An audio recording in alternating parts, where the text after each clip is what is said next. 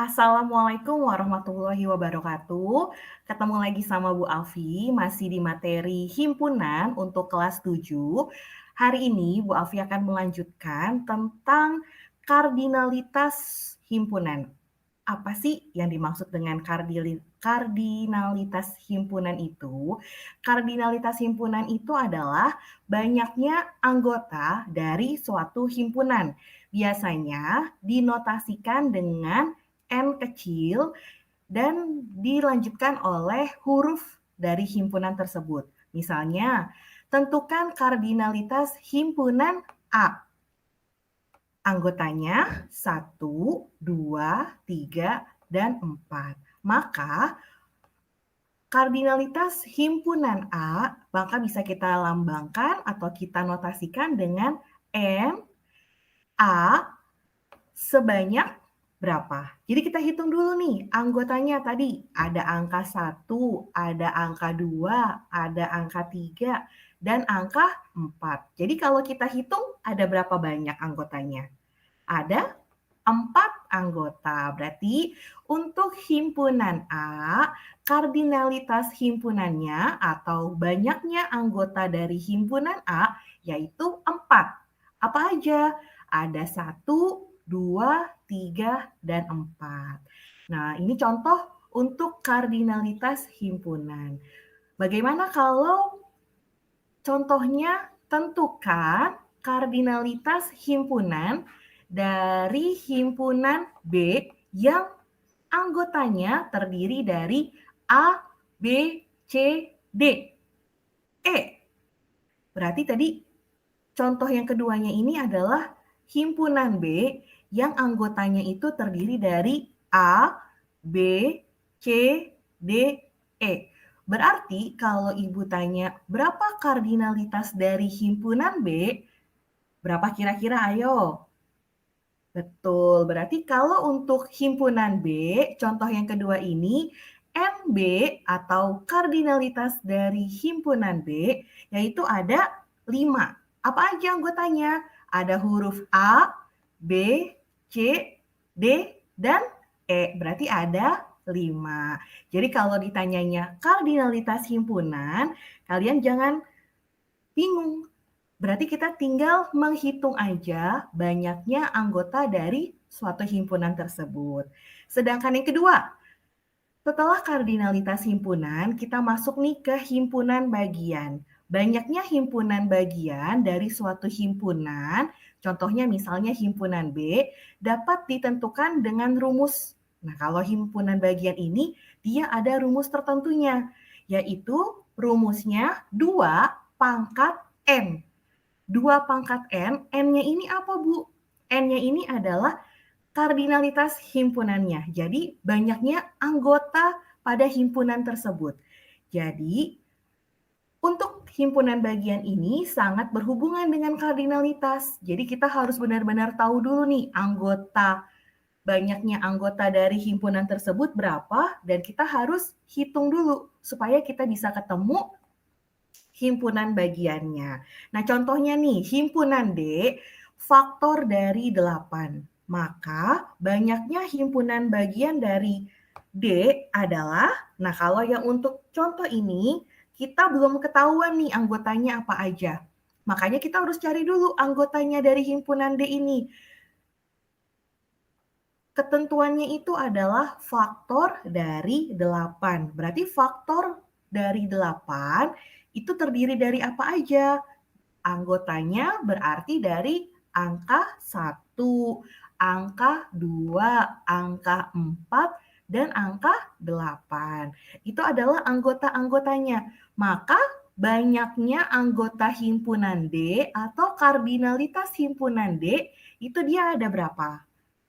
Ada angka 1, angka 2, angka 4, angka 8. Kalau kita jumlahkan berarti jumlahnya ada berapa? Ada 4. Nah, ini baru ketemu ND-nya. Jumlah anggota dari himpunan D-nya, yaitu ada 4. Sekarang baru kita cari ke himpunan bagiannya.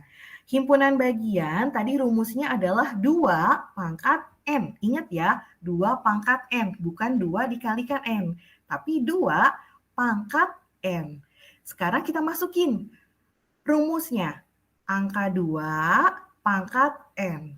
N-nya kita ganti ke angka 4 yang tadi sudah kita dapat dari kardinalitas himpunan D. Jadi 4-nya ini kita sudah dapat karena tadi jumlah anggota himpunan D-nya itu ada 4. Maka kita hitung 2 pangkat 4 itu perhitungannya berapa? 2 kali 2 kali 2 kali 2. Berarti 2 kali 2, 4. 4 kali 2, 8. 8 kali 2, 16. Maka ketemu himpunan bagian dari himpunan D yaitu 16. Jadi untuk himpunan bagian, ingat-ingat, dia ada rumusnya, yaitu 2 pangkat N. Sedangkan N-nya harus kita tentukan terlebih dahulu. Nah, ini untuk kardinalitas himpunan dan himpunan bagian. Selanjutnya, Bu Afi akan masuk ke hubungan antar himpunan. Dalam hubungan antar himpunan ini ada bermacam-macam. Yang pertama, ada 2 himpunan yang dikatakan tidak saling lepas atau dia berpotongan jika sebagian kedua himpunan mempunyai anggota yang sama. Contohnya, pada himpunan A, dia memiliki anggota A, B, C, D, dan E. Sedangkan anggota himpunan B, anggotanya terdiri dari C, D, G, H. Sekarang kita perhatikan, anggota himpunan A dan B, apakah ada yang sama? Ada. Apakah yang samanya itu semuanya? Tidak ya, yang sama hanya sebagian. Yang samanya itu apa aja? Yaitu C dan D. Karena ada yang samanya ini, maka dia disebut tidak saling lepas atau berpotongan. Jadi ingat-ingat, kalau tidak saling lepas atau berpotongan, dia memiliki anggota yang sama tetapi hanya sebagiannya aja, tidak keseluruhannya. Jadi kalian ingat-ingat kalau yang 2 himpunan dikatakan tidak saling lepas. Yang kedua, 2 himpunan dikatakan saling lepas jika kedua himpunan ini tidak mempunyai anggota yang sama. Jadi benar-benar anggota antara himpunan P dan Q dia berbeda sama sekali. Contohnya, pada himpunan P, anggotanya itu terdiri dari 0, 2, 4, dan 6. Sedangkan himpunan Q, dia terdiri dari angka 1, 3, dan juga 5. Coba kita perhatikan, antara himpunan P dan himpunan Q, apakah ada yang sama? Tidak, tidak ada sama sekali yang sama. Maka untuk himpunan P dan Q ini dapat kita katakan mereka itu saling lepas. Jadi tidak ada yang sama anggotanya. Sedangkan yang ketiga itu adalah 2 himpunan dikatakan sama apabila kedua anggotanya itu benar-benar sama. Biasanya dinotasikan dengan A sama dengan B. Jadi kalau dia benar-benar sama, anggotanya benar-benar sama, itu dilambangkannya dengan A sama dengan B. Jadi benar-benar A sama dengan B. Seperti itu ya.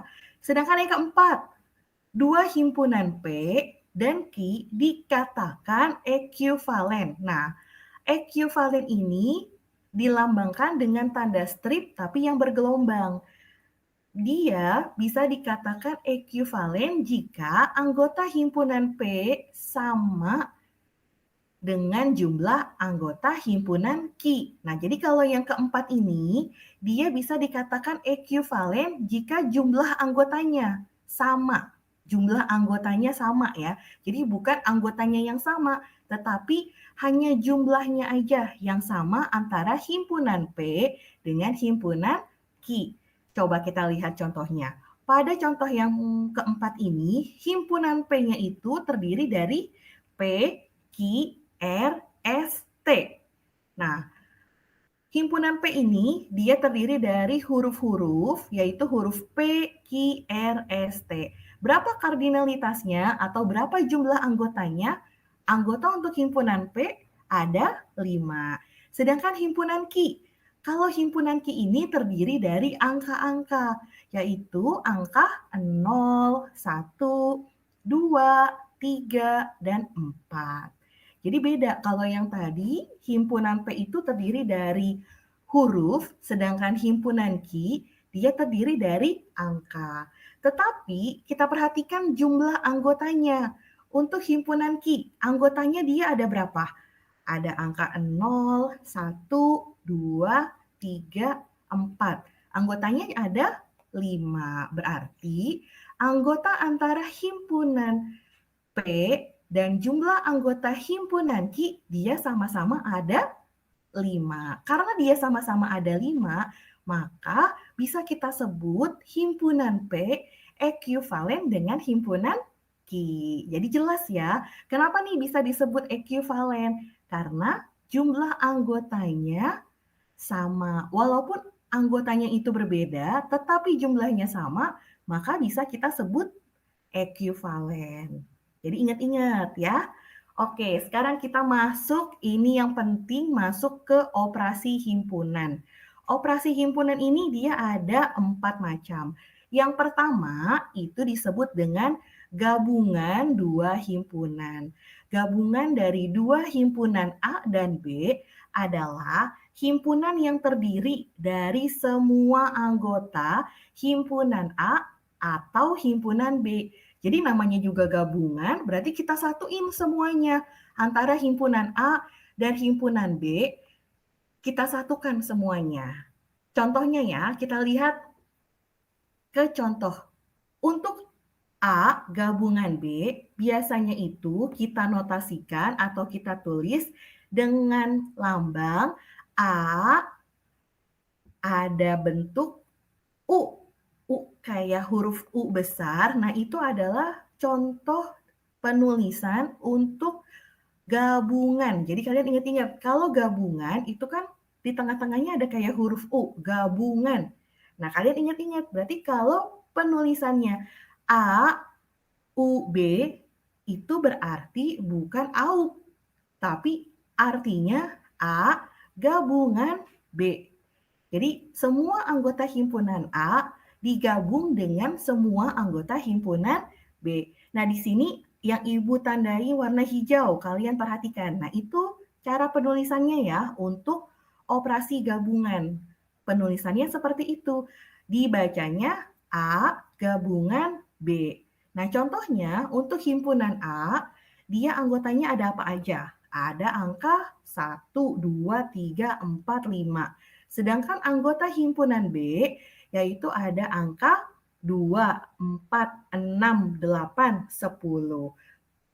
Berarti kalau yang ditanyanya adalah A gabungan B, berarti kita urutin semua anggotanya dari anggota himpunan A dan anggota himpunan B. Tapi ingat, kalau ditanyanya tentang gabungan, untuk angka yang sama, kita cukup nulisnya berapa kali? 1 kali atau 2 kali kalau angkanya ada yang sama? Ya benar, berarti kalau ada angka yang sama, ada angka di himpunan A yang sama dengan anggota himpunan B, cukup kita tulisnya 1 kali aja. Seperti di sini nih, di contoh himpunan A sama himpunan B itu ada yang sama, yaitu angka berapa? Angka 2 dan angka 4. Nah, angka 2 dan angka 4 ini kita tulisnya hanya cukup 1 kali aja. Jadi kita urutkan nih angka-angkanya. Dari himpunan A ada angka 1, 2, 3, 4, 5. Sedangkan anggota himpunan B, tadi kan ada yang sama dengan anggota himpunan A, yaitu angka 2 dan angka 4. Berarti nggak usah kita tulis lagi, langsung kita nulisnya dari angka 6, 8, 10. Jadi kalau untuk operasi gabungan berarti tinggal kita gabungkan aja antara anggota himpunan A dengan anggota himpunan B. Paham ya? Untuk yang pertama, yaitu operasi himpunan tentang gabungan. Yang kedua, Ini namanya irisan dua himpunan. Irisan dua himpunan antara himpunan A dan himpunan B adalah himpunan dari semua anggota himpunan A dan B yang sama. Nah, berarti kalau ditanyanya tentang irisan, berarti kita hanya mencari anggota yang sama aja antara himpunan A dengan anggota himpunan B. Kalian perhatikan, di nomor 2 ini untuk irisan biasanya dilambangkan atau dinotasikan dengan penulisan seperti yang warna hijau. Yang warna hijau kalian perhatikan, nah itu adalah lambang untuk kalau kita menulis A irisan B. Jadi kalian ingat, kalau irisan kan belakangnya ada huruf M ya, irisan. Berarti penulisannya itu A, M kecil, lalu B. Tapi bisa juga kalau misalnya himpunannya itu himpunan P dan himpunan Q, berarti P, N kecil, Q. Jadi beda-beda ya, tergantung soalnya pada himpunan. Tetapi kalau untuk lambangnya, untuk irisan, itu memang seperti huruf N kecil. Kalian perhatikan yang warna hijau yang sudah Ibu tandakan. Nah, itu untuk penulisannya. Sekarang kita lihat contohnya. Pada contoh yang kedua ini, irisan untuk himpunan A, dia anggotanya apa aja? Anggotanya untuk himpunan A ini terdiri dari angka 1, 2, 3, 4, 5, 6. Anggota himpunan B, anggotanya apa aja? Ada angka 3, 4, 5, 6. Sekarang kita perhatikan, antara himpunan A dan himpunan B, ada nggak anggotanya yang sama? Ada, yaitu angka 3, angka 4, dan angka 5. Oleh karena itu, dapat kita kesimpulkan atau dapat kita ambil irisan dua himpunan A dan B, yaitu angka berapa aja? Angka 3, 4, dan 5 dan 6. Berarti angkanya ini yang A irisan B yaitu angka 3, 4, 5, dan 6. Gitu ya. Nah, itu untuk yang kedua, operasi pada himpunan tentang irisan. Sekarang yang ketiga nih, kita masuk yang ketiga. Yang ketiga itu adalah selisih dua himpunan. Selisih dua himpunan A dan B adalah himpunan dari semua anggota himpunan A, tetapi tidak ada yang di B. Jadi yang hanya ada di si A-nya aja. Contohnya nih, kalau untuk A selisih B, biasanya penulisannya itu A dikurang B. Jadi kalau ditanyanya A selisih B, biasanya tuh ditulisnya A dikurang B. Kalau penulisannya B dikurang A, maka kita bacanya B selisih A. Contohnya ada anggota himpunan A terdiri dari A, B, C, D, E. Sedangkan anggota himpunan B, dia anggotanya A, C, E, G, I. Nah, berarti untuk A selisih B, berapa anggotanya atau apa aja anggotanya? Nah, kita coret dulu nih untuk angka atau huruf yang ada pada himpunan A sama himpunan B yang sama apa aja kita coret-coret dulu supaya kita ketahuan anggota yang benar-benar hanya ada di himpunan A yang nggak ada juga di B itu apa aja. Begitu juga nanti anggota yang benar-benar hanya ada di B tetapi tidak ada di A. Kita coret atau kita tandai angka atau huruf yang sama. Berarti yang sama ini untuk himpunan A dan himpunan B itu yang sama ada huruf A, ada huruf C, dan ada huruf E. Sekarang kita coret ya, kita coret dulu. Sekarang tinggal kita lihat dari himpunan A yang benar-benar anggotanya hanya ada di A. Berarti A selisih B, anggotanya apa aja? Yaitu anggotanya B dan D. Sedangkan B selisih A, anggota B yang tidak dimiliki oleh A. Berarti anggotanya ada C, ada G, sama I, gitu. Jadi untuk selisih dua himpunan ini, kita harus benar-benar cari dulu yang samanya nih apa, baru bisa kita temui anggota himpunan A yang tidak ada di B. Jadi kuncinya itu ya, kita cari dulu yang samanya, kalau sudah ketemu yang samanya berarti tinggal kita lihat mana anggota himpunan A yang tidak ada di B. Itu untuk yang ketiga, selisih dua himpunan. Sedangkan yang keempat, yang terakhir ini, itu adalah komplement. Komplement ini adalah himpunan semua elemen dari semesta yang tidak ada di himpunan A. Jadi kalau komplement ini, kita berhubungannya itu ke himpunan semesta. Jadi kita kembalinya ke himpunan semesta. Biasanya kalau komplement ini ditulisnya A pangkat C kecil. Jadi A pangkat huruf C kecil. Contohnya, kita lihat ya, contohnya nih. Contohnya untuk himpunan semesta.